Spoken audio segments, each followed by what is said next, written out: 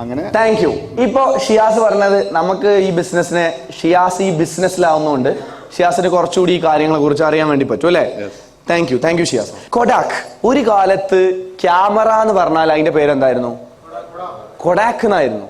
Kodak ഉപയോഗിക്കുന്നവനാണ് അന്നത്തെ standard ക്യാമറക്കാരൻ.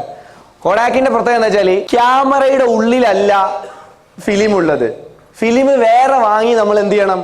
ക്യാമറയിലേക്ക് കൊടുക്കണമായിരുന്നു. കാലം കഴിഞ്ഞപ്പോൾ ഡിജിറ്റൽ ക്യാമറ എന്നാണ് ഇപ്പൊ ഷിയാസിന്റെ കയ്യിലുള്ള സാധനത്തെ കാണിക്കുന്നത്. കാണിച്ചത് ഡിജിറ്റൽ ക്യാമറാസ് എന്നാണ് അതിനെ കുറിച്ച് പറയാം. മിറർ ലെവലിലേക്ക് ക്യാമറ മാറി. ഇതിന്റെ ഒരു പ്രത്യേകത എന്താണെന്ന് വെച്ച് കഴിഞ്ഞാൽ ഡിജിറ്റൽ ക്യാമറ വന്നപ്പോഴും കൊഡാക്കിനോട് പറഞ്ഞു ഇനി ഈ ലെൻസ് ഇങ്ങനെ വെക്കുന്ന പിന്നെ ഫിലിം ഇങ്ങനെ ഉള്ളിലേക്ക് കയറ്റുന്ന പരിപാടി നിർത്തണം. നിങ്ങൾ എന്ത് ചെയ്യണം? അപ്ഡേറ്റ് ചെയ്യണം. നിങ്ങൾ മെമ്മറി കാർഡൊക്കെ ഇട്ടിട്ട് ഉപയോഗിക്കാൻ പറ്റുന്ന തരം ക്യാമറകളിലേക്ക് മാറണം എന്ന് പറഞ്ഞു.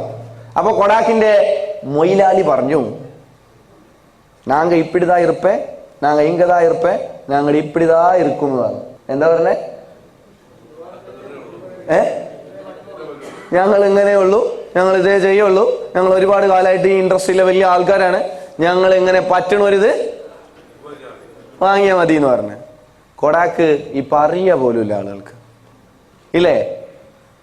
മാറാൻ തയ്യാറായിട്ടില്ലെങ്കിൽ എത്ര ഭീമൻ കമ്പനിയാണെങ്കിലും പൊട്ടി തകർന്നു പോകും എന്നുള്ളതാണ് പ്രിയപ്പെട്ടവരെ.